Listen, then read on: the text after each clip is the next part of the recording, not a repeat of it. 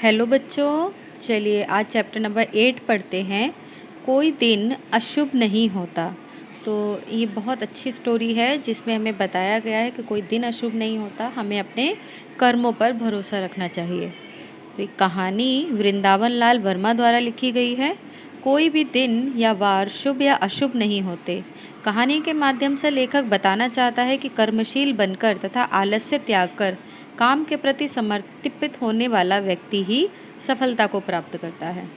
दिसंबर का महीना, जिस पर इंग्लैंड के उस भाग की सर्दी जहां ब्राउन रहता था, वह रहता था समुद्र किनारे उस हिस्से में जहां कोहरा फोरा और हिमपात न चैन लेता था और न चैन लेने देता था।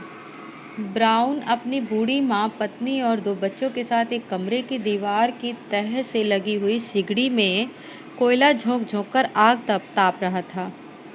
सांझ हो चुकी थी। ब्राउन अंग्रेजी जहाजी सेना में एक पनडुब्बी सबमरीन का नायक रह चुका था। नौकरी की चिंताओं से मुक्त होकर वह पेंशन पा रहा था। ढलती आयु का था, परंतु वह स्वस्थ था। वह उस समय अपने और साथियों के कुछ समुद्री अनुभव रोचक ढंग से सुना रहा था। बच्चे तल्लीन थे, उसकी माँ झपकी ले रही थी। पत्नी की भी ठंड छूट चुकी थी, परंतु वह गृहस्थी की किसी समस्या में उलझी हुई थी। बाहर से किसी ने दरवाज़ा खटखटाया। ब्राउन की पत्नी बाहर आ गई और एक तार लेकर आ गई। ब्राउन ने जल्दी से तार खोलकर पढ़ा और स्तब्ध रह गया। बुढ़िया भी जाग गई थी। उस किसका तार है, क्या है इसमें, बुढ़िया ने पूछा।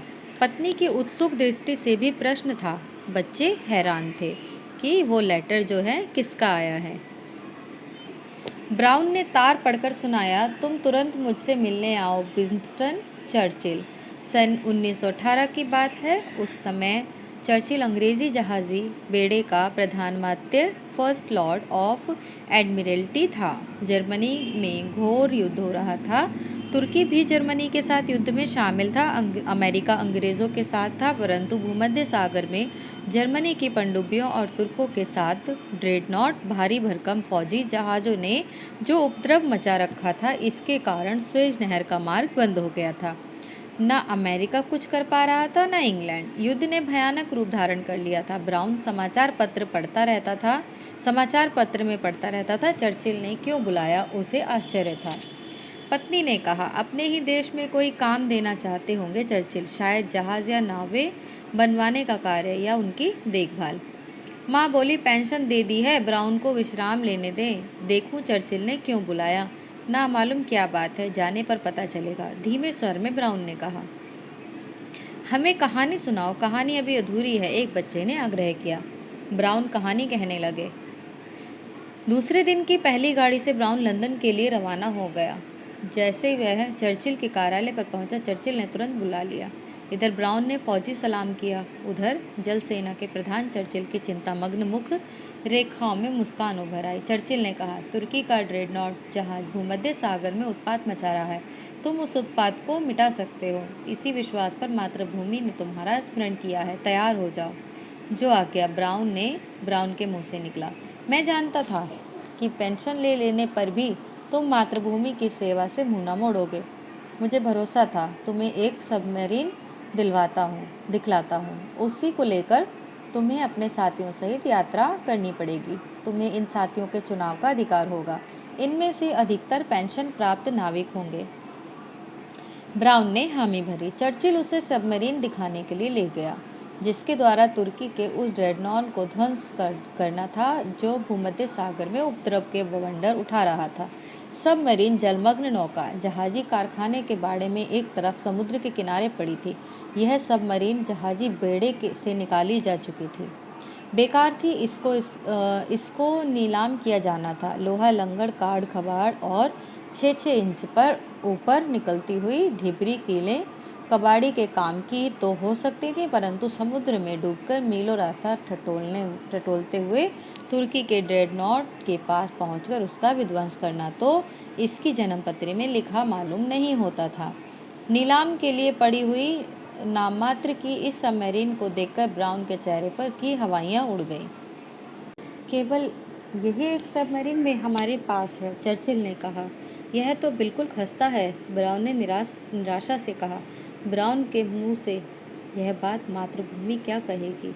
अपनी सशक्त संतान के पुरुषार्थ और कौशल को अपनी सहायता के लिए पुकार रही है वह। ब्राउन को फरेरू पर फरेरू आई।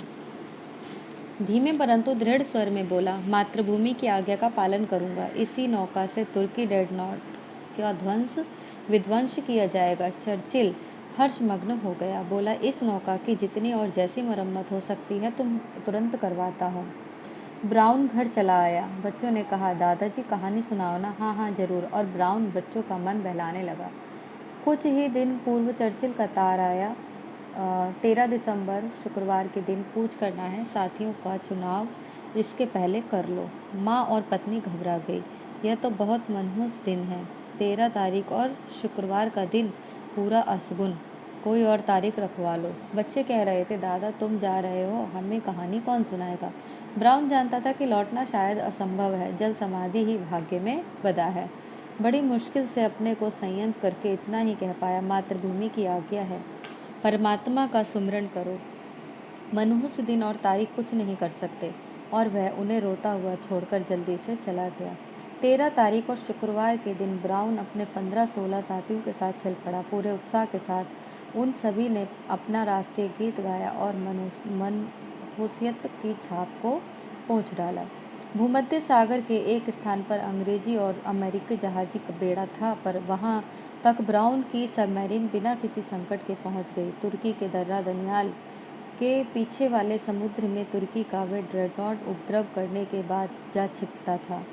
वहां ब्राउन को पहुंचना था। अपने मित्र जहाजी बेड़े से विदा लेकर ब्राउन तुर्की के दर्रा दानियाल की ओर बढ़ा। कुछ दूर तक वह समुद्र के ऊपर गया। जब देखा कि परिस्थिति निरापद नहीं है, तब नौका पानी से बाहर कर ली और एक दिन वह दर्रा दानियाल के मुहाने पर पहुंच गया। यहाँ समुद्र कम गहरा था। बीच में जलमग्न पहाड़ियाँ थीं, जिसकी चोटियों पर पानी 25-50 फीट तक की गहराई का ही था। उनकी गहराई में होकर गए कि सबमरीन पकड़ी गई। ब्राउन सावधानी के साथ इन पहाड़ियों के तली तली चक्कर काटता हुआ दर्रा दानियाल के ठीक मुहाने पर पहुंच गया। यहाँ सुरंगों के तारों का जाल फैला हुआ था और सबमरीन के पास डिबरियाँ के कसे लोहे में लंबे लंबे कीले लगे हुए थे। एक तार में सबमरीन फंसी की सुरंग फटी और सबमरीन तथा उसमें बैठे चालकों के टुकड़े टुकड़े उड़े। सबमरीन अत्यंत सावधानी के साथ चलाई जाने लगी। फूंक फूंक कर कदम रखने पर भी वह एक कील सुरंग के किसी तार में जा उलझी। सबमरीन एक क्षण के भीतर जहाँ की तहाँ रोक ली गई। सुरंग की तार से कील को सुलझाकर सबमरीन कछुए की गति से धीरे धीरे आगे बढ़ी। नौका दर्रा दानियाल के भीतर घुसी। दर्रा संकरा है, उसके पीछे समुद्र। नौका ने दर्रा पार कर लिया और समुद्र में पहुंच गई। ब्राउन और उसके साथी आनंद मग्न थे। ब्राउन ने कहा, बस अब ड्रेडनॉट का पता लगाना है। कुस्तुनतुनिया निकट ही है, उसी के बंदरगाह में कहीं होगा, पता लगाओ। मातृभूमि की जय। उन सभी ने उत्साह के साथ जयकारा लगाया। जिस इंजीनियर के हाथ में दूरबीन थी, उसने पता लगाकर बताया, यहाँ से मील सवा मील की दूरी पर ही है हमारा सौभाग्य। ब्राउन ने भी देखा। तुर्की का वह ड्रेडनॉट राजधानी के बंदरगाह पर स्थित था। झंडा लहरा रहा था। उसकी बड़ी बड़ी तोपें गोले उगलने के लिए तत्पर दिखलाई पड़ रही थीं। ब्राउन ने अपनी सबमरीन का मोर्चा ठीक किया। टारपीडो जल पर चलाया जाने वाला विस्फोटक गोला संभाला और आदेश दिया, दागो। सबमरीन समुद्र की सतह पर आई। इंजीनियर ने उसके सिरे पर टारपीडो गोला छोड़ा। भीतर बिजली का बटन दबा। टारपीडो तीव्र गति से उस ड्रेडनॉट की सीध में छूटा। यह सब थोड़े से सैकड़ों में ही हो गया। सबमरीन सतह पर आई। ड्रेडनॉट से दूरबीन वाले ने उसे देख लिया और परख लिया था कि सबमरीन किसी शत्रु की है। ड्रेडनॉट की तोप ने एक गोला छोड़ा, परंतु ब्राउन की सबमरीन अपना टारपीडो छोड़कर जलमग्न हो चुकी थी। ड्रेडनॉट की तोप का वार खाली गया। उधर ब्राउन का टारपीडो ड्रेडनॉट की छाती पर जा पड़ा। भयानक विस्फोट हुआ। बड़े जोर से धाएं और बहुत धुआं आता था। आग की लपटें फिर कई धमाके हुए। कुछ मिनट बाद ब्राउन ने अपनी सबमरीन में से दूरबीन द्वारा देखा कि तुर्की के उस ड्रेडनोट का निशान तक नहीं बचा था। ब्राउन और उसके साथियों ने हर्षमग्न होकर अपना राष्ट्रीय गीत गाया। सब ड्रेडनोट को नष्ट करने के प्रयास में यदि मारे जाते तो कुछ चिंता न थी, परंतु अब उन सभी को अपने प्राण बचाने के लिए यहाँ से भागने की चिंता हुई। ब्राउन के सहायक नायक ने कहा, यहाँ से तुरंत चल देना चाहिए। ब्राउन ने दृढ़ता के साथ प्रतिवाद किया, कदापि नहीं, यहीं पड़े रहो। तुर्की का बेड़ा हमारी खोज इधर उधर सब जगह करेगा, केवल यहाँ नहीं करेगा, क्योंकि उसे विश्वास होगा कि हम बचने के लिए अविलंब भाग निकले होंगे। उसके साथी मान गए। सबमरीन वहाँ जलमग्न पड़ी रही। संसार भर के पत्रों में समाचार छिपा कि तुर्की का ड्रेडनोट नष्ट हो गया है और उसके साथ ही ब्राउन की सबमरीन भी समाप्त हो गई है। ब्राउन के घर में कोहराम मच गया। पूरा देश ब्राउन और उसके साथियों को श्रद्धांजलि भेंट करने लगा। उसकी माँ और पत्नी के आंसुओं के ऊपर बार बार यह वाक्य तैरने लगा था, 13 तारीख और शुक्रवार का दिन मनहूस है ये। कई घंटे वहीं पड़े रहने के उपरांत ब्राउन ने अपनी सबमरीन सावधानी के साथ धीरे धीरे खिसकाई और एक दिन वह अपने साथियों समेत भूमध्य सागर स्थित अंग्रेजी अमेरिकी बेड़े के सामने समुद्र तल के ऊपर बलबलाती सबमरीन लिए जा पहुंचा। हर्ष के अनेक घोषों द्वारा उन सबका स्वागत किया गया। इंग्लैंड पहुंचने पर ब्राउन को विक्टोरिया क्रॉस भेंट किया गया। घर पहुंचा तो सारे का सारा वातावरण आनंद से खिलखिलाता पाया। अब सुनाऊंगा तुम्हें कहानी, ब्राउन ने बच्चों को बार बार हृदय से लगाकर आश्वासन दिया। उसकी माँ बोली, इन्हें यह समझाना कि 13 तारीख और शुक्रवार का दिन या परमात्मा का रचा कोई भी दिन पराक्रमी के लिए मनहूस नहीं होता।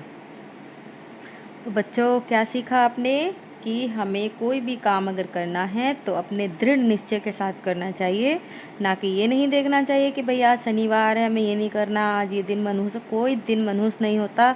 जो चीज़ ईश्वर ने पृथ्वी पर रची है, दुनिया बनाई है, तो उसका कोई ना कोई उद्देश्य है। गलत उद्देश्य से तो उसने कुछ नहीं रचा है ना। ये तो हमारी धारणा है कि ये गलत है, वो गलत है, कि इस दिन ये नहीं करना चाहिए, उस दिन वो नहीं करना चाहिए। सब कुछ करो, लेकिन सबके भले के लिए होना चाहिए, सबकी अच्छाई के लिए होना चाहिए। अगर दूसरों के अच्छे के लिए आप कोई कार्य करते हैं तो कोई भी दिन मनहूस नहीं होता है, हर दिन शुभ होता है। ओके।